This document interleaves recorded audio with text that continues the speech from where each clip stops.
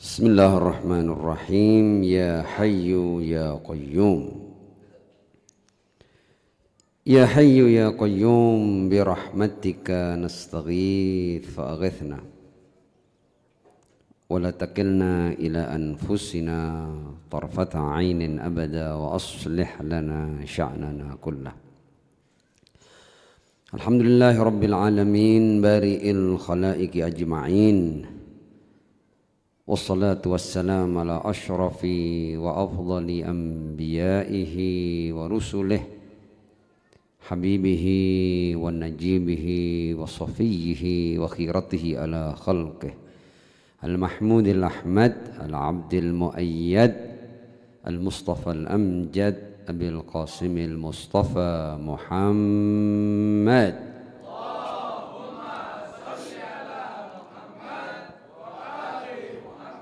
wa ala alihi tayyibin at-tahirin al-ma'sumin wa ashabihi al-muntajabin siyama baqiyatillahi fil aradhin najalallahu ta'ala farajahu syarif waj'alna wa jami'al mu'minin wal mu'minat wal muslimin wal muslimat min adba'ihi wa junudi amma ba'd. Ikhwani wa akhwatil a'izza, assalamualaikum warahmatullahi wabarakatuh. Malam ini kita duduk bersama dalam rangka memperingati syahadah dari Al-Imam Hasan ibn Ali Al-Mujtaba alaihi salam. Di bagian awal izinkan saya membacakan biografi singkat beliau. Beliau lahir pada malam Selasa pertengahan dari bulan Ramadan pada tahun ketiga Hijrah di kota Madinah Munawwarah. Beliau gugur pada tanggal 7 dari bulan Safar tahun 50 Hijriyah, dan saat itu usia beliau sekitar 47 tahun. Beliau hidup bersama datuknya Ar-Rasul sallallahu alaihi wa alihi selama kurang lebih 7 tahun, dan bersama ayahnya Amirul Mukminin Ali bin Abi Thalib alaihissalam selama 30 tahun. Beliau gugur diracun oleh istrinya sendiri yang bernama Ju'dah bintil Ash'ath. Masa imamah beliau sempat dibaiat sebagai khalifah pasca syahada Amirul Mukminin Ali bin Abi Thalib alaihissalam, ayahanda beliau, pada 21 Ramadan tahun 40 Hijriyah. Tapi kalau kita berbicara tentang masa imamahnya, ya, dari mulai syahadah Imam Ali sampai beliau sendiri syahid itu sekitar 10 tahun. Kita semua tahu bahwa di zaman Imam Al-Mujtaba alaihissalam terjadi peristiwa besar, yaitu as-sulh, ya, perdamaian antara beliau dengan Muawiyah pada tahun 41 Hijriyah. Gelar-gelar beliau Al-Amir, Al-Hujjah, Al-Kafi, As-Sibt, Al-Wali, dan yang populer adalah Al-Mujtaba. Kunyahnya Abu Muhammad. Jadi kalau orang manggil beliau, ya Aba Muhammad. Bahkan kita di tawasul juga menggunakan kunyah, ya Aba Muhammad, ya Hasan bin Ali. Ayyuhal Mujtaba, ya benar Rasulullah. Cincin beliau, ada beberapa tulisan dalam cincin-cincin beliau. Di antaranya ada cincin yang bertuliskan Hasbi Allah, ya, cukup bagiku Allah. La ilaha illallah al-malikul haqqul mubin. Di antara cincin yang lain ada al-izzatu lillahi wahdah. Ini yang dicatat dalam riwayat tentang tulisan-tulisan yang ada pada cincin beliau. Kita pun kalau seandainya kita ingin punya cincin dan ada tulisannya, kita bisa menjadikan ini sebagai hal-hal yang tertulis dalam cincin kita. Hasbi Allah, la ilaha illallah, al-malikul haqqul mubin, al-izzatu lillahi wahdah. Beliau dikubur juga di Madinah Munawwarah, di pekuburan Baqi, ya, di dekat neneknya Sayyidah Fatimah bintu Asad, ya, Bunda Ali bin Abi Thalib alaihissalam. Dan ini beliau juga ada wasiat untuk dimakamkan di sana. Kita tahu bahwa para maksumin alaihimussalam itu kemazlumannya itu tidak hanya di masa hidup beliau atau mereka alaihimussalam, bahkan di tahun 1344 Hijriah, sekitar lebih dari 100 tahun yang lalu, itu bangunan-bangunan kubah-kubah yang ada pada makam-makam di Baqi itu dirobohkan, ya, pada tanggal 8 Syawal. Sejarah mencatatnya itu, ya. Jadi bahkan Ahlul Bait alaihimussalam itu madlum sampai di waktu yang belum lama dari sekarang ini. Tidak lebih dari 100 tahun atau 100 tahun yang lalu, pekuburan Baqi itu kubah-kubahnya dirobohkan. Termasuk kubah yang menaungi pusara, diantaranya Al-Imam Hasan Al-Mujtaba, Al-Imam Ali Zainal Abidin, karena mereka ini berdampingan, Al-Imam Muhammad Al-Baqir dan Al-Imam Ja'far As-Shadiq alaihimussalam. Itu mereka dimakamkan secara berjajar. Dan sekarang kalau kita berziarah ke Baqi, bahkan kita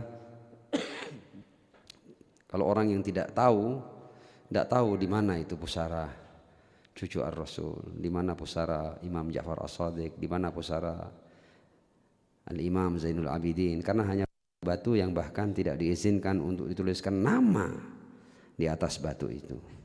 Mungkin kalau kita bandingkan dengan makam ayah-ayah kita, ibu-ibu kita sekarang ini, atau kakek nenek kita, mungkin makam kakek dan nenek kita jauh lebih terpelihara daripada makam para imam suci Ahlul Bait yang ada di Baqi. Itulah yang terjadi pada keluarga suci Ar-Rasul sallallahu alaihi wa alihi oleh umatnya sendiri, ya, bukan oleh musuh-musuhnya. Kalau oleh musuh-musuhnya sesuatu yang boleh jadi lumrah dan alamiah, tapi kalau dari orang-orang yang bangga sebagai pengikut datuknya, ini sesuatu yang perlu kita ucapkan, la haula wala quwata illa billah wa inna lillahi wa inna ilaihi rajiun. Dan mudah-mudahan agar pemakaman Baqi jatuh di tangan mereka yang akan membangunnya, ya, membuat pusara-pusara mereka itu pantas untuk menjadi tempat ziarah. Kita hadiahkan satu sholawat ala hadhihi niyah wa ala kulli niyah as-saliyah. Sallu ala Muhammad wa ali Muhammad.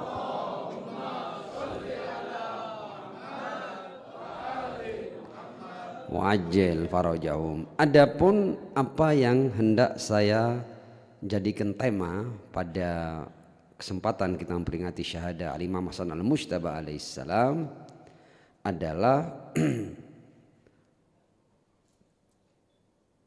bagaimana sampai terjadi perselisihan dan ikhtilaf di antara umat Muhammad sallallahu alaihi wasallam. Bagaimana sampai ada perdamaian antara cucu Rasul dengan sosok yang diberi predikat sebagai sahabat Rasul.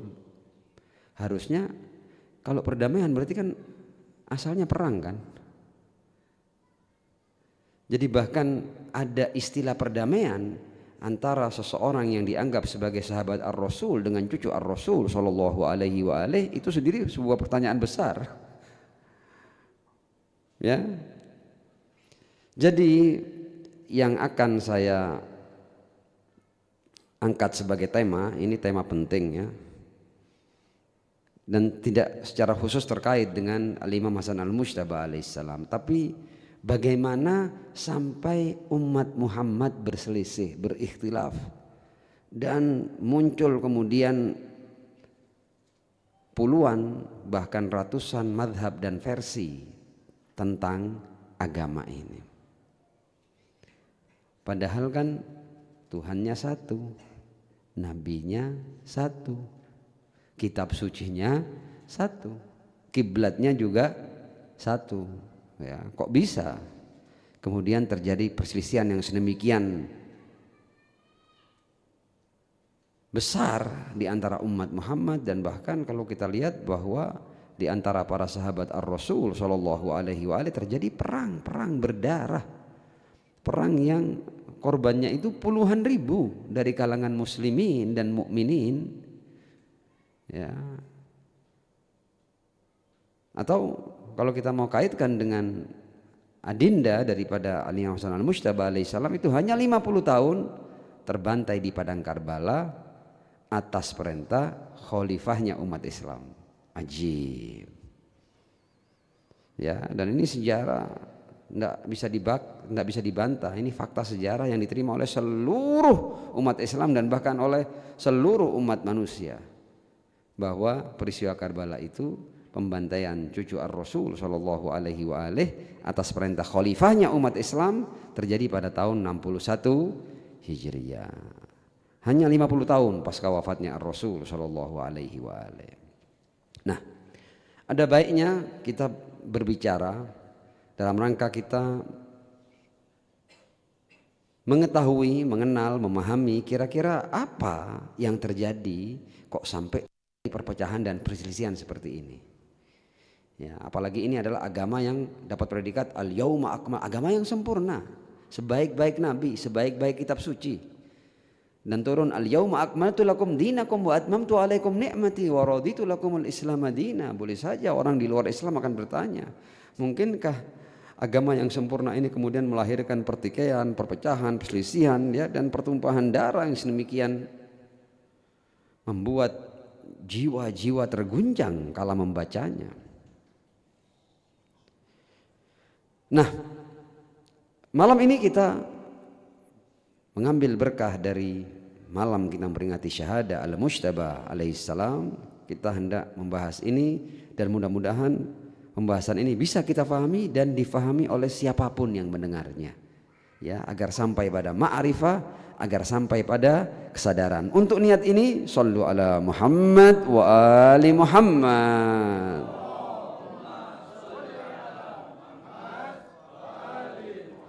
Wa'ajil farajahum. Nah, ini kita akan ambil dasarnya dari Nahjul Balaghah. Nahjul Balaghah itu adalah kitab yang merupakan kumpulan daripada khutbah-khutbah, surat-surat dan kalimat-kalimat hikmah dari Amirul Mukminin Ali bin Abi Thalib alaihissalam, ya. Dan kitab ini kitab yang masyhur, yang ma'ruf, yang disyarahi oleh banyak ulama, baik dari kalangan ulama Syiah maupun ulama Ahlus Sunnah. Di antara ulama Ahlus Sunnah yang memberikan syarah atas Nahjul Balaghah ada Ibnu Abil Hadid, ya. Nama-nama yang cukup besar dalam kalangan ulama Ahlus Sunnah wal Jamaah. Artinya kitab ini adalah kitab yang diterima oleh seluruh umat Islam sunnatan wa syiah. Nah, dalam kitab ini ada orang yang bertanya kepada Amirul Mukminin Ali bin Abi Thalib alaihissalam, dan kita tahu kan, Imam Ali bukan sembarang sosok kan, dia adalah pintu daripada kota ilmu Ar-Rasul sallallahu alaihi wa alihi. Kama qala Ar-Rasul sallallahu alaihi wa alihi, ana madinatul ilm wa aliyun babuha. Dan ini tidak ada sunnah Syiah, semua menerima ini bahwa Ali adalah pintu dari kota ilmu Ar-Rasul sallallahu alaihi wa alihi. Nah, ada yang tanya kepada pintu kota ilmu Rasul ini, ya Ali, kok bisa di tengah-tengah umat ini ada ahaditsul bid'ah, riwayat-riwayat bid'ah, riwayat-riwayat yang dibuat-buat, yang dinisbatkan kepada Ar-Rasul, dan karena itu kemudian umat berbeda pendapat. Kok bisa sampai terpecah begini agama ini? Kok bisa sampai umat ini salah dan berselisih dalam memahami agama ini? Dan kok bisa di tengah-tengah umat ini muncul ahaditsul bid'ah? Semua orang mengatakan bahwa Rasul pernah berkata seperti ini. Kok bisa terjadi perpecahan seperti ini? Perselisihan yang seperti ini? Kenyataannya kan seperti itu kan. Ini sudah terjadi di zaman Imam Ali loh ya. Jawaban Imam Ali ini akan membuat kita semua paham akar perselisihan dan sebab-sebab utama terjadinya perselisihan di tengah-tengah umat. Ya, Imam Ali menjawab seperti ini. Faqala alaihi salam. Yang saya baca ini kemudian adalah nas yang ada dalam Nahjul Balaghah. Kata Imam Ali, inna fi aidin nasi haqqan wa batilan. Perselisihan sesuatu yang mungkin, lumrah dan possible untuk terjadi. Karena apa? Karena tidak usah jauh-jauh, di tengah-tengah masyarakat itu dalam hal apapun, termasuk dalam hal agama, dalam hal apapun, itu pasti ada yang hak, ada yang batil, ada yang benar, ada yang salah. Masyarakat itu begitu. Ya, ketika di tengah-tengah masyarakat ada yang hak dan ada yang batil, realita ini sudah membelah masyarakat. Ada yang percaya pada yang hak, ada yang percaya pada yang batil. Dan itu di setiap masyarakat ada yang benar, ada yang tidak benar. Wasidqan wa kizban. Di tengah-tengah masyarakat ada berita yang disampaikan secara jujur, ada berita yang disampaikan secara dusta, ada yang hoax. Dua berita ini, berita yang benar dan berita yang hoax, otomatis memunculkan perselisihan dan perbedaan. Imam Ali berbicara tentang realita yang mungkin terjadi di setiap masyarakat. Kalau berbicara tentang agama, agama itu ada yang wa nasikhon wa mansukhon. Ada hukum baru, ada hukum lama. Ada hukum yang mansukh, ada hukum yang nasih. Ya. Dua hukum ini, nasih dan mansukh, tersebar di tengah-tengah umat. Dan dua hal ini pasti berbeda. Wa aman wa khoson. Ada sesuatu yang bersifat umum, ada sesuatu yang bersifat khusus. Nah, kalau sesuatu yang bersifat umum difahami khusus, atau sesuatu yang bersifat khusus difahami umum, akan menimbulkan perbedaan. Tidak usah kaget. Ini semuanya sesuatu yang sangat mungkin terjadi di setiap masyarakat. Ayat-ayat Al-Quran, hukum-hukum ini ada yang wa muhkaman wa mutasyabihan, ada hukum yang jelas sudah. Orang ketika membaca tidak mungkin dua kepala berbeda pendapat. Ada yang mutasyabih, yang multi tafsir, sehingga setiap orang akan mengambil hukum itu dengan tafsirannya sendiri, sehingga yang mutasyabih itu meniscayakan perbedaan. Wa hifdzan wa wahman. Ya, ada riwayat dari Rasul yang memang terjaga, tidak tertambahi dan tidak terkurangi. Diriwayatkan utuh, difahami utuh dari Rasulullah sehingga tidak tertambahi, tidak terkurangi. Tapi ada yang wahman, ada yang sudah tertambahi, terkurangi, atau bahkan sudah berubah redaksinya. Sangat mungkin kan? Dalam menukil berita itu ada yang memang berita ini tidak tertambahi, tidak terkurangi, ada berita yang tertambahi, terkurangi, atau ada yang terjadi kejadian A tapi yang dipahami kejadian B mamanya. Ada yang hifdzan, ada yang wahman. Dua hal ini juga meniscayakan perbedaan. Kemudian yang Ali memberikan fakta lain. Waqad kudziba ala Rasulillah sallallahu alaihi wa alihi wasallam ala ahdi. Dan sudah banyak orang yang berdusta atas nama Rasul di zaman hidupnya Rasulullah sallallahu alaihi wa alihi. Riwayat berikut ini diterima oleh Sunnah dan Syiah. Rasul itu saking banyaknya orang yang berdusta atas namanya sampai beliau marah naik mimbar dan berkata, "Man kadziba alayya muta'ammidan falyatabawwa maq'adahu minan nar." Barang siapa yang berani mencatat namaku, ya, berdusta atas diriku, ya, man kadziba alayya muta'ammidan, dan sengaja dia melakukan itu, falyatabawwa maq'adahu minan nar. Siap-siap tempatnya di neraka. Artinya sebelum Rasul wafat loh ini ya, bahkan Rasul masih hidup itu sudah banyak orang yang nyatut nama Rasulullah. Tiba-tiba berkata qala Rasulullah, padahal Rasul tidak ngomong itu. Sengaja dia membuat sabda palsu atas nama Ar-Rasul sampai Rasul marah naik mimbar Rasul. Man kadziba alayya muta'ammidan falyatabawwa maq'adahu minan nar. ya. Berarti kalau ada orang yang berbicara secara dusta atas nama Rasul, berarti dia menyebarkan sebuah riwayat yang dusta. Dan riwayat yang dusta ini diterima oleh masyarakat. Dan otomatis riwayat yang dusta dan riwayat yang sesungguhnya bertabrakan, meniscayakan perbedaan. Nah, kemudian Imam Ali memberikan sesuatu yang luar biasa bagi kita. Ma'as salati ala Muhammad wa ali Muhammad.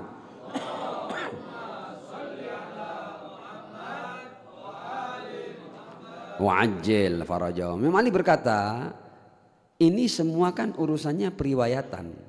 Siapa yang berbicara atas nama Rasulullah? Siapa yang berani berkata sami'tu Rasulullah atau qala Rasulullah? Ya. Katanya Mali, wa innama ataka bil hadithi arba'atu rijalin laisa lahum khamis. Katanya Mali, perawi itu cuma 4 kelompok, tidak ada yang kelima. Ya, nanti silakan nanti ya. Apakah 4 ini bisa ditambah atau enggak? Katanya Mali, laisa lahum khamis. Ya sudah 4 ini toh sudah. Jenis perawi ini ya. Jenis pertama siapa? Katanya Mali, jenis pertama adalah jenis al-munafiqun. Siapa? Al-munafiqun. Kalau ada yang tanya, loh, ada enggak di zaman Rasul munafik?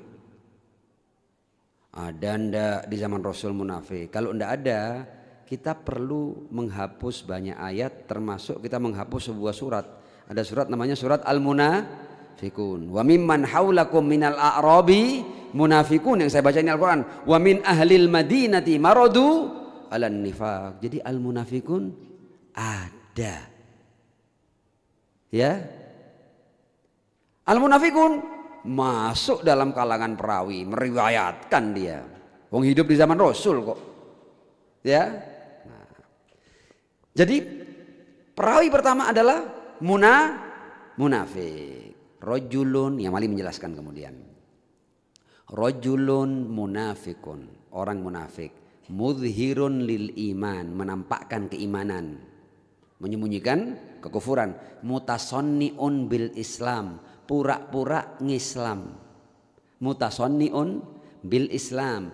La yata'atham wa la yataharraj. Dia ketika berdosa atas nama Rasul sama sekali tidak beban, tidak merasa berbuat dosa dia. Tidak merasa berbuat salah, memang itu direncanakan. La yata'atham wa la yataharraj. Yaghdhib ala Rasulillah sallallahu alaihi wa alihi muta'ammidan, berdusta atas Rasul sengaja. Sekarang saya mau tanya, ada enggak orang yang berani berdusta di zaman Rasul atas nama Rasul secara sengaja? Ada. Karena apa? Karena riwayat tadi itu sudah diterima oleh Sunnah Syiah. Man kadziba alayya muta'ammidan falitabawa maq'adahu minan nar. Oke. Yang Malik kemudian mengatakan, tapi kan tidak semua orang tahu siapa yang munafik, siapa yang tidak. Semua itu ngomong qala Rasulullah, dan masyarakat umum tidak bisa bedakan mana yang benar-benar meriwayatkan dari Rasul, mana yang munafik, yang sengaja berdusta atas nama Ar-Rasul sallallahu alaihi wa alihi. Kata Imam Ali, falau aliman nasu annahu munafikun kadzibun lam yakbalu minhu. Normalnya masyarakat kalau mereka tahu bahwa fulan itu munafik, pendusta, pastilah tidak akan diterima. Sama di setiap masyarakat tuh, kalau ada orang yang tukang dusta, tukang fitnah, pasti tidak akan dipercaya oleh semua masyarakat. Tapi kan tidak ketahuan. Orang ini kadang-kadang mayoritas bisa mempercayai sebuah berita padahal itu hoax, padahal itu adalah fitnah, padahal itu adalah dusta. Walam yusaddiqu qaula. Ya kalau tahu tidak akan pernah dibenarkan ucapannya, tapi kan tidak tahu.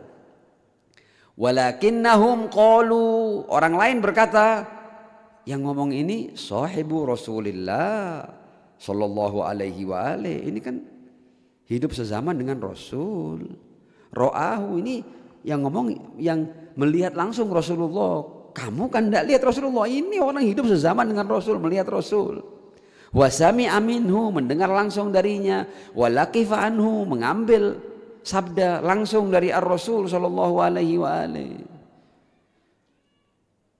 Padahal kan faktanya orang yang hidup bersama Ar-Rasul itu Al-Quran memastikan bahwa ada yang minal munafikin, dan Rasul berkata bahwa ada banyak yang berdusta atas namaku secara sengaja.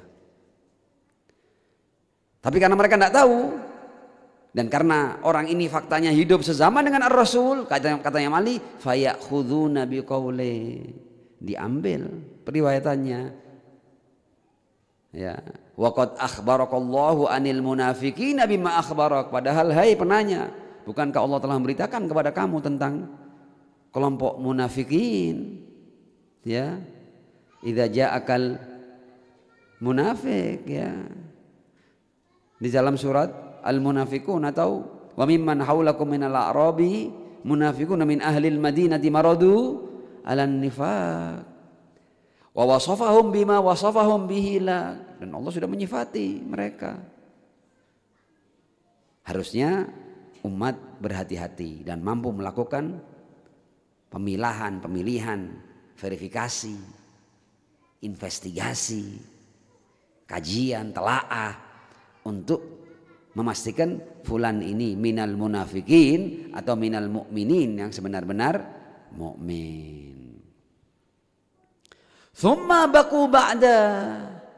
Nah, orang-orang ini hidup setelah Rasul wafat. Ya, al-munafikun ini hidup setelah Rasulullah wafat. Bukan berarti kemudian Rasul wafat semua munafik ikut mati gitu, enggak, itu tetap ada. Ya. Fataqarrabu ila a'immatid dhalala. Nah, orang-orang munafik ini mendekati pemimpin-pemimpin kesesatan.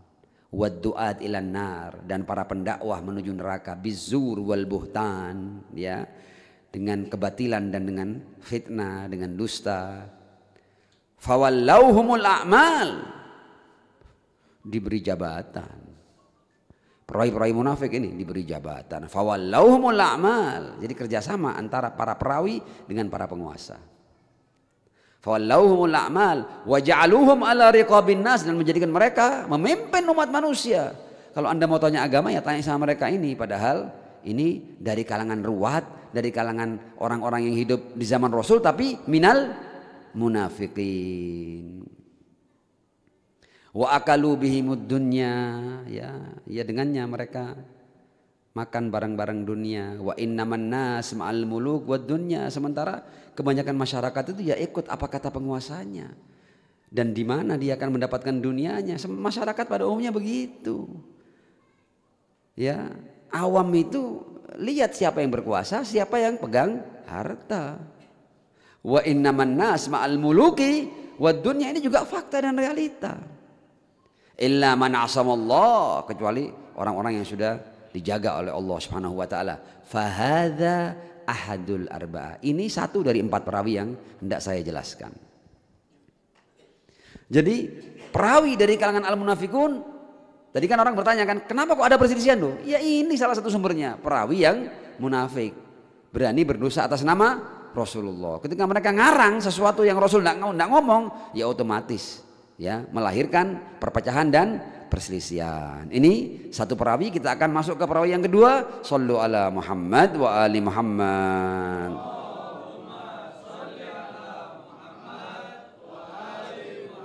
Wa ajil farajahum. Yang pertama ini adalah perawi munafik yang memang sengaja berdusta, sengaja ingin mengacak-acak risalah Muhammad sallallahu alaihi wa alihi. Yang kedua kata Imam Ali, enggak, yang kedua ini orang baik. Tapi ya manusia biasa, bisa salah, bisa keliru, bisa salah paham. Dia tidak sengaja ingin berdusta. Contoh mamanya ya, kalau ada penceramah seperti saya begini ngomong, kemudian yang hadir 1000 orang. Apakah 1000 orang itu semuanya punya pemahaman yang sama atas ceramah saya? Tidak, bisa macam-macam artinya. Tadi Ustadz ngomong kayak gini, enggak, Ustadz enggak ngomong kayak gitu, ngomongnya kayak gini. Padahal baru selesai ngomong ini. Ya. Perawi keempat dari jenis apa? Kalau yang pertama jenis al-munafikun, yang kedua al-khati'un, adalah orang-orang yang mungkin melakukan kekeliruan. Warajulun, katanya Mali, sami'a min Rasulillah sallallahu alaihi wa alihi an lam yahfadhu ala wajhi. Ada orang hidup di zaman Rasul, dengar Rasul ngomong, ya. Tapi dia tidak bisa merekam sabda Rasul secara sempurna, otomatis terkurangi, tertambahi, atau bahkan Rasul ngomong A, dia fahamnya B, dia sampaikan B, dan dia tidak niat berdusta. Alamiah itu, terjadi kekeliruan penukilan yang sifatnya alamiah, dan begitulah terjadi di masyarakat. Banyak orang yang ini ngomong apa, kemudian situ fahamnya apa, dinukil seperti yang dia pahami. Mayoritas awam itu seperti ini. Masyarakat awam itu ketika mendengar sesuatu dan dia tidak mendengar secara sempurna, tidak punya ingatan yang sempurna, maka boleh jadi dia menambahi sesuatu, mengurangi sesuatu, atau bahkan menyampaikan yang berbeda sama sekali dengan yang diucapkan oleh Ar-Rasul sallallahu alaihi wa alihi. Lam yahfadhu ala wajhi, tidak menghafalnya sebagaimana mestinya. Fawahima fi, ya ketambahan, ya terkurangi, atau bahkan keliru sama sekali dalam menukilkan. Walam yata'ammad kadziban, tapi kelompok ini, dan ini mayoritas, tidak sengaja berdusta, tidak sengaja merubah, tapi apa daya, karena memorinya tidak kuat, ingatannya tidak kuat, pemahamannya tidak tajam, sehingga dia menukil sesuatu yang keliru. Fahuwa fi yadaihi, tapi dia mendengar ini, yarwihi, meriwayatkan, wa ya'malu bi, dia amalkan, wa yaqul, dan kemudian dia berkata, ana sami'tuhu min Rasulillah. Loh, saya dengar ini dari Rasulullah. Loh iya, kamu dengar, tapi kamu dengar benar apa enggak? Kamu mengingatnya sempurna apa enggak? Jangan-jangan kamu paham yang lain, kamu nukilkan sesuai pemahamanmu. Tapi dia berani berkata sami'tuhu min Rasulillah sallallahu alaihi wa alihi. Sekarang ini loh, banyak enggak orang, loh saya dengar langsung dari orangnya, padahal orangnya enggak pernah ngomong kayak gitu. Ini pun bukan bertujuan berdusta, tapi memang kemampuan dalam memahami atau mengingat dan menukil itu tidak sempurna, sehingga terjadi waham ataupun penukilan yang keliru. Falau, kata Imam Ali ini ya, falau alimal muslimun annahu wahima fi, kalau seandainya umat itu paham bahwa dia salah dalam memahami, dalam menukil, lam yakbaluhu minhu, mungkin dia terima. Walau alima huwa annahu kadzalik la rafadha, kalau seandainya umat ini paham bahwa dia memang keliru dalam menukil, pasti akan ditolak. Tapi kan umat tidak paham, ya. Pokoknya ini hidup di zaman Rasul, mengaku pernah mendengar dari Rasul, dan berkata kalau Rasulullah, dia nukilkan, padahal yang dia nukil ini keliru. Dia tidak sengaja merubah, tapi penukilannya keliru. Sampai ke masyarakat terjadi perbedaan pendapat akhirnya. Apa yang difahami secara benar dari Rasul dan apa yang difahami secara keliru dari Ar-Rasul sallallahu alaihi wa alihi. Ini kelompok perawi yang kedua. Shallu ala Muhammad wa ali Muhammad.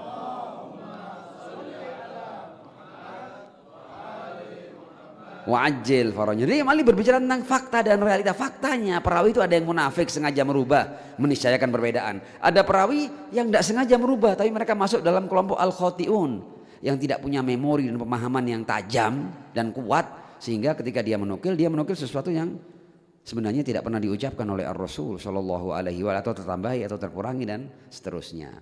Perawi yang kedua ini yang masuk dalam kelompok al-khotiun juga meniscayakan perbedaan. Sekarang yang ketiga apa? Warajulun tsalithun, perawi jenis ketiga.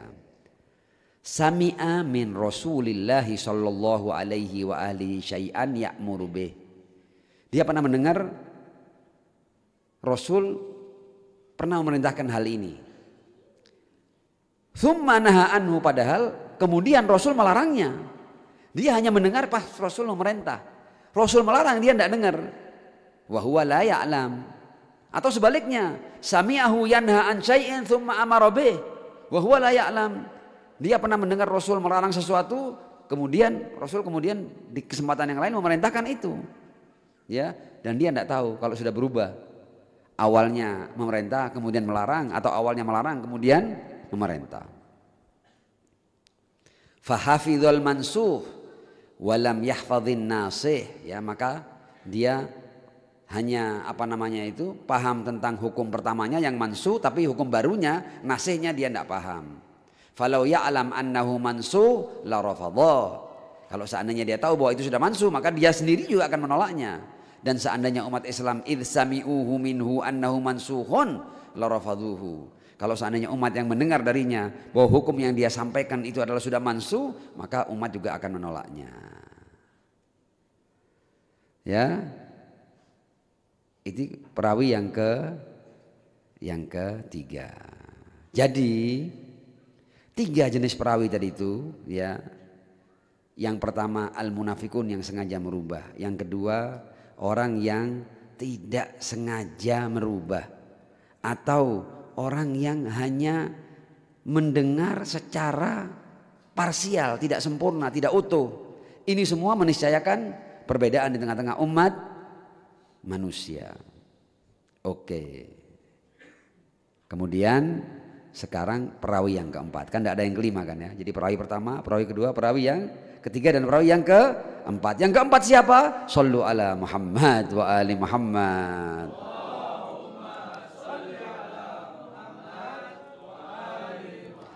Wa'ajjil farajahum wa akharu rabi'un lam yakdzib 'ala Allah wala 'ala rasulih.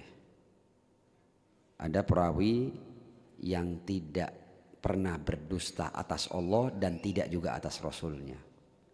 Mubghidun lil kadhibi, dia benci pada dusta. Khaufan lillah, karena takut kepada Allah. Wa ta'dhiman li Rasulillah, dan karena dia mengagungkan Rasul sallallahu alaihi wasallam. Walam yahim, tidak pernah salah paham, tidak pernah keliru. Ini jenis perawi yang cuma diyakini oleh Syiah, bahwa harus ada orang maksum yang tidak pernah salah. Walam yahim, tidak pernah keliru dalam memahami. Bal hafidha ma sami'a ala wajhih, dia mampu menjaga apa yang dia dengar dari Rasulullah secara sempurna, utuh, tidak tertambahi, tidak terkurangi. Faja'a bihi ala ma sami'ah, ketika dia menjelaskan sesuai dengan apa yang dia dengar. Tidak sampai pernah keliru paham, tidak sampai nambahi, tidak sampai ngurangi, tidak sampai lupa, tidak sampai tidak ingat, tidak sampai tidak paham. Lam yazid fihi wa lam yanqus minhu, tidak nambahi, tidak ngurangi. Wa hafidhan nasiha fa amila bi, dia tahu mana yang nasih, mana hukum baru, dan dia lakukan. Wa hafidhal mansuh, dia tahu mana hukum yang mansuh, fa jannaba anhu, maka dia tinggalkan yang mansuh. Wa arafal khas wal am, dia tahu mana yang maksudnya ini perintah atau larangan hanya khusus untuk situasi dan kondisi tertentu, atau am atau umum. Ya, contoh am dan khas, saya kasih contoh ya. Rasul itu pernah ngomong kepada sahabat-sahabatnya, ghayyirus syai', disuruh mewarnai cambangnya. Karena sahabat-sahabat Rasul kan banyak orang-orang yang sudah sepuh kan, sudah tua kan. Karena pada saat dalam masa perang, maka sama Rasul diminta untuk ghayyirus syai', disuruh mewarnai cambang. Supaya apa? Supaya musuh dari jauh kalau lihat, oh ternyata yang bersama Rasul pemuda-pemuda. Ya. Itu kan sebenarnya perintah situasional dan kondisional karena saat perang. Tapi ada orang, ini perintah khusus ini. Ada orang yang memahami perintah umum sehingga mereka tidak berani, ada putih sedikit langsung dicat. Ya. Karena apa? Rasul pernah ngomong ghayyirus syai', jangan sampai warna putih dari cambangmu itu kelihatan. Padahal ini cuma situasional dan kondisional. Tapi ada orang-orang yang memahami sehingga di rumahnya selalu sedia pacar dia. Begitu mulai muncul putih langsung diseret. Kenapa? Karena Rasul pernah merintah ghayyirus syai', disuruh mewarnai cambang yang putih. Padahal itu situasional dan kondisional. Sebagai contoh saja. Ada banyak kasus, ini kasus yang paling mudah ini. Wa arafal khas wal am. Tapi kalau perawi yang keempat ini, dia tahu mana yang khusus, mana yang umum. Fawadha'a kulla syai'in maudhi'ah, dia bisa menempatkan segala sesuatu di tempatnya, tidak mungkin keliru. Ini meniscayakan ismah, harus maksum ya. Wa arafal mutasyabih wa muhkama, dia tahu apa yang mutasyabih, apa yang muhkam ya. Yang Ali kemudian menjelaskan, wa qad kana yakunu min Rasulillah sallallahu alaihi wa alihi al-kalam lahu wajhan. Kadang-kadang Rasul itu kalau ngomong dua bersayap. Kalam ar-Rasul fa kalamun khas wa kalamun am, ada kalam khusus, ada kalam umum. fayasma'uhu man la ya'rifu ma'anallahu bih wala ma'ana bihi Rasulullah sallallahu alaihi wa alihi fayahmiluhu sami' wa yuwajjihu ala ghairi ma'rifatin ma'nahu ma qusida bih wa ma kharaja min ajli. Kadang-kadang ada orang yang dia paham ini ayat, dia paham ini riwayat, tapi dia tidak paham maksudnya apa. Ya, banyak riwayat-riwayat kan ya yang kemudian orang bisa memahami karena kalimatnya bersayap mutasyabih, maka A memahami A, B memahami B, C memahami C, D memahami D. Tapi kalau perawi yang keempat ini adalah dia memahami seperti yang dimaksud oleh Allah dan Ar-Rasul sallallahu alaihi wa alihi. Ya. Dan dia pasti mampu menjelaskan ayat dan riwayat sesuai dengan maksud Allah dan Rasulnya. Imam Malik kemudian bercerita tentang ini. Walaisa kullu ashabi Rasulillah sallallahu alaihi wa alihi man kana yas'aluhu wa yastafhimuhu. Tidak semua sahabat Rasul itu kemudian suka bertanya dan ingin penjelasan dari Ar-Rasul sallallahu alaihi wa alihi. Bahkan mereka itu sebagian besar saking gengsinya dia nunggu orang Arabi, orang lain yang datang untuk kemudian biar mereka yang bertanya kepada Ar-Rasul. Hatta in kanu la yuhibbuna ayyaji al-arabi awit tariq fayas'alahu sallallahu alaihi wa alihi hatta yasma'u. Dia mereka enggak mau tanya. Biar orang lain yang tanya. Kemudian Imam Malik menceritakan dirinya sebagai Imam Malik secara tidak sengaja ingin mengenalkan bahwa aku jenis perawi yang keempat itu. Wa kana la yamurru bi min dzalika syai'un illa sa'altu anhu wa hafidtu. Dan tidak ada sesuatu yang lewat padaku dari hal-hal yang seperti itu kecuali aku akan bertanya kepada Ar-Rasul dan aku akan menjaga secara utuh apa yang disampaikan oleh Ar-Rasul. Ya, yang Malik kemudian mengatakan fahadhihi wujuhu ma 'alaihin nas fi ikhtilafihim wa ilaihim fi riwayatihim. Inilah kelompok-kelompok orang yang meriwayatkan dari Ar-Rasul sallallahu alaihi wa alihi yang akhirnya meniscayakan perselisihan, perbedaan, ya. Dan inilah penyakit-penyakit yang ada pada periwayatan-periwayatan umat Islam sallallahu alaihi wa alihi. Ya. Sekarang kita akan masuk pada kesimpulan ma'as salati ala Muhammad wa ali Muhammad.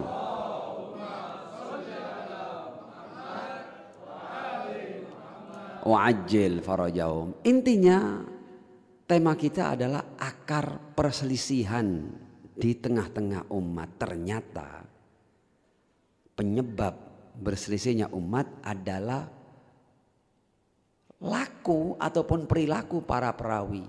Ada perawi yang dari kalangan al-munafikun yang sengaja merubah, meniscayakan perbedaan. Ada yang al-khotiun tidak sengaja merubah, tapi apa daya pemahaman mereka tidak tajam, memori mereka tidak kuat sehingga mereka menyampaikan sesuatu yang kadang-kadang tertambahi, terkurangi atau bahkan berbeda sama sekali dari apa yang hendak disampaikan oleh Ar-Rasul sallallahu alaihi wa alihi. Meniscayakan perbedaan. Kelompok yang ketiga adalah ahlu syubha, orang yang tidak tahu persis maksudnya ini apa, am apa khos, lalu maksudnya ayat ini apa, dia tidak paham persis. Dan mereka juga tidak terlalu suka bertanya kepada Ar-Rasul sallallahu alaihi wa alihi sehingga mereka tidak paham maksud sebenarnya. Dan mereka kemudian mengartikan itu dengan pemahamannya sendiri sehingga terciptalah perbedaan di tengah-tengah umat. Nah, agama ini adalah agama yang sedianya akan berlaku sampai to the end of day, sampai akhir masa. Kalau perawi hanya dari kalangan al-munafikun atau dari kalangan al-khotiun, orang yang mungkin salah, dan dari kalangan ahlu syubha, orang yang masih mungkin berbeda pendapat tentang ayat dan riwayat, dan tidak ada kelompok yang keempat as-shadiqun al-hafidun yang mampu menjaga secara utuh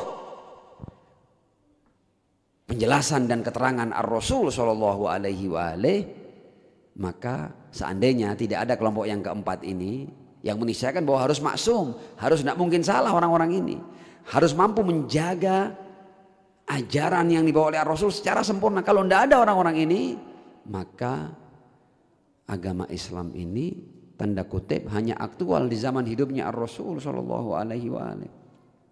Karena kalau mereka berbeda pendapat di zaman hidupnya Ar-Rasul, mereka tinggal datang kepada Ar-Rasul. Yang benar yang mana? Tapi kalau seandainya orang-orang yang mampu menjelaskan ajaran secara sempurna pasca Rasul sudah tidak ada yang maksum lagi, maka ketika umat berbeda pendapat mereka akan merujuk ke siapa? Akan merujuk ke siapa mereka? Dan karena itu kemudian ahlul bait disucikan di Al-Quran. Innama yuridullah liyudhiba ankumur risa ahlal bait wa yutahhirakum tadhira. Kenapa suci? Karena memang mereka dicipta oleh Allah untuk menjaga kemurnian risalah ar-Rasul sallallahu alaihi wa alihi. Dan karena itu Rasul berkata, inni tarikun fikum tsaqalain ma in tamassaktum bihima lan tadillu ba'di abada. Kenapa Rasul berkata, aku tinggalkan pada kalian dua pusaka yang kalau kalian berpegang tidak akan sesat selama-lamanya? Karena apa? Karena ahlul bait adalah orang-orang suci yang mampu menjaga kemurnian risalah ar-Rasul sallallahu alaihi wa alihi. Mathalu ahli baiti kamathali safinati Nuh man raqibaha naja wa man takhallafa anha gharik. Jadi harus ada orang-orang yang pasca wafatnya Ar-Rasul, orang-orang ini mampu menjadi rujukan kebenaran atas risalah yang dibawa oleh Ar-Rasul sallallahu alaihi wasallam. Kalau tidak ada itu, maka kemurnian dan kejelasan agama Islam sudah tidak bisa dipertanggungjawabkan dan tidak Islam. Jadi umat ini ketika berbeda pendapat, bayangkan umat ini ketika berbeda pendapat tidak punya rujukan kebenaran. Tidak tahu ke siapa mereka menyelesaikan perbedaan dan perselisihan pendapat mereka. Karena itu harus ada orang-orang suci pasca Ar-Rasul sallallahu alaihi wa alihi. Dan karena itu Ar-Rasul berkata, kitabullah wa itrati ahla baiti. Naam. Mudah-mudahan dengan kita mendengar secara seksama tentang penjelasan kenapa terjadi perselisihan di tengah-tengah umat oleh Imam Ali bin Abi Thalib alaihissalam oleh pintu kota ilmu Ar-Rasul sallallahu alaihi wa alihi, kita akhirnya bisa paham kenapa akhirnya agama ini menjadi puluhan bahkan ratusan versi yang berbeda-beda dan saling bertentangan. Mudah-mudahan umat akan kembali kepada wasiat Ar-Rasul sallallahu alaihi wa alihi, dan wasiat itu adalah Al-Quran dan keluarga suci beliau sallallahu alaihi wa alihi. Pesan ini bukan hanya milik orang Syiah. Pesan ini ada dalam riwayat sahih baik di Syiah maupun di ahli sunnah. Inni tarikun fikum tsaqalain kitabullah wa itrati ahla baiti ma in tamassaktum bihima lan tadillu ba'di abada. Jadi satu-satunya cara untuk tidak keliru, tidak sesat, tidak menyimpang adalah kembali kepada dua pusaka ini, Al-Quran dan Ahlul Bait alaihi wassalam. Karena kalau Al-Quran Al-Quran ketika diberikan ke 1000 ulama ada 1000 penafsiran. Tafsiran siapa yang paling benar? Siapa rujukan kebenarannya? Tidak ada lagi, mentok kan, deadlock akhirnya. Harus ada orang-orang suci yang menjadi rujukan bagi umat Al-Quran dan umat Muhammad sallallahu alaihi wa alihi. Azamallahu ujurana wa ujurakum, thumma al-afwa minkum. Wassalamu alaikum warahmatullahi wabarakatuh.